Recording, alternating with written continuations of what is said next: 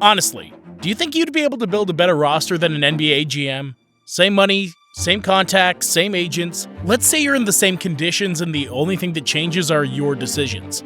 Do you think you would be? Because there are a lot of fans, LA, New York, who think they'd be able to. If your answer's no, I don't believe it. Answer again. And if your answer's yes, well, welcome aboard. You've become the GM of your favorite franchise. It's draft night, and you have to make your first decision. A decision that will probably change for better or worse the future of your team, and that you'll have to make between these two options. Player A, 6'5", 20 points per game, 5.2 rebounds per game, 2.2 assists per game, 1.1 steals per game, 0.3 blocks per game, with a 45% field goal average, 40% from three-point range, and 22.7 PER. Player B, 6'3", 24.5 points per game, 5.7 rebounds per game, 10 assists per game, 1.8 steals per game, 0.8 blocks per game, 50% from field goal range with 36% from three-point range, and 31.6 PER. Our player A appears to be an outside scorer with good efficiency but somewhat one-dimensional. A big or short small forward who also doesn't seem very capable of creating offense for anyone but himself. And player B, on the other hand, looks like a guard with elite scoring and playmaking capabilities. Even more efficient though, a worse shooter and a much better defender, at least by stats. It's obvious that practically everyone would choose player B. It seems like a much more versatile skill set, and at the same time much stronger in his strengths for the sake of redundancy.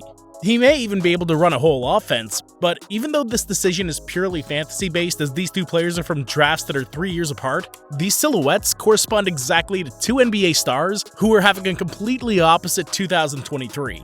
Player A has had a dream season, being the second offensive option for a team that was crowned NBA champion a few months ago, while player B has missed the first few games of this season as part of the suspension handed down by Adam Silver himself.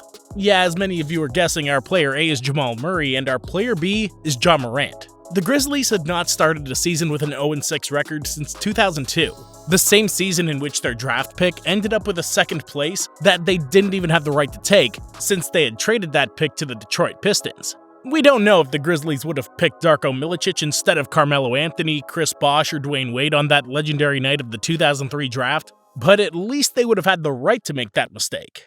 But this season, the Grizzlies didn't expect to find themselves in this situation. It's true that the team has lost Tyus Jones, who played a huge role as Ja Morant's replacement and was able to provide production that still allowed Memphis to compete. But the truth is that the start of the season has been really tragic. And all because of the off-court behavior of one of the brightest stars in the entire league, who can't get enough consistency to allow his team to reach its potential.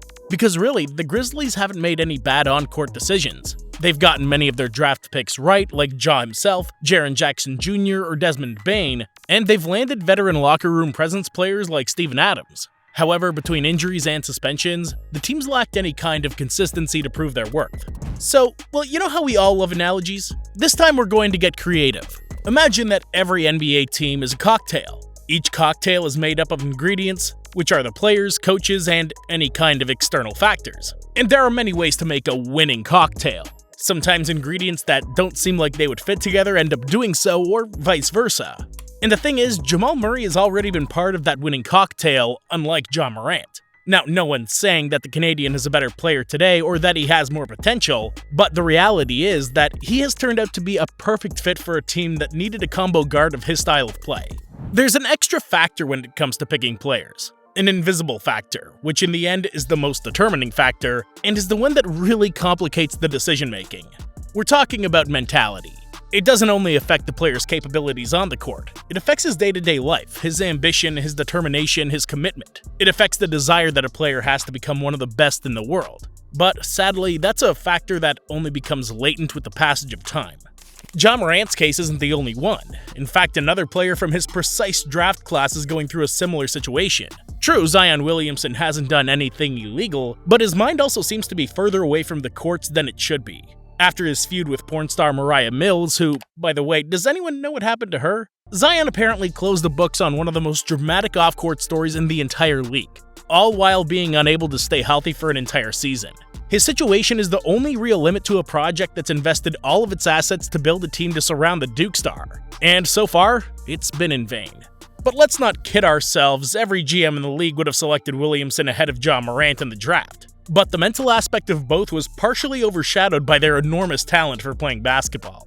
Still, the Pelicans are enjoying a healthy and seemingly focused version of the forward, despite them only having a 5-win, 6-loss record through the early stages of the regular season. Perhaps this is finally the time for the team to take the step forward that has been expected of them for the past few seasons. But in the case of the Rockets, they can't be so optimistic.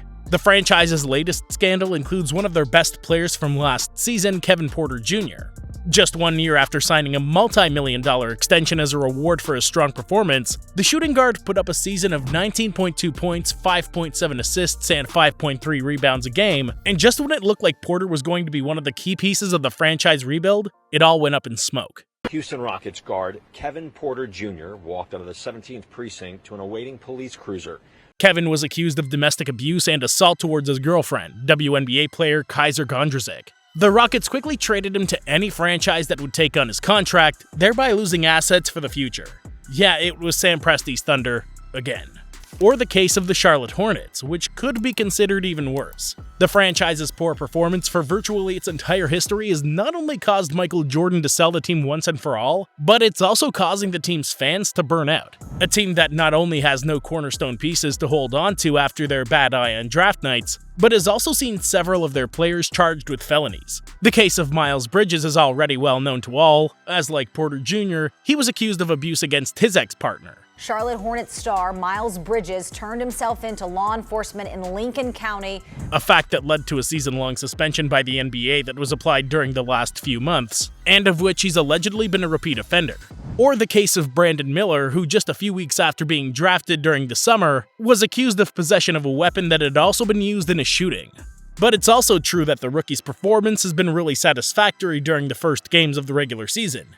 All of these failing examples that we've seen are a result of NBA teams trying to fast-track a rebuild by amassing young talent through high draft picks. What separates historically sustainable winning franchises such as the San Antonio Spurs, the Golden State Warriors, or even the Miami Heat is that they value the presence of true NBA professionals. While it is true that these young and upcoming studs warrant chances and playing time, it's just as important that you surround them with the likes of proven veteran players like Udonis Haslem or Andre Iguodala to help them grow off the court.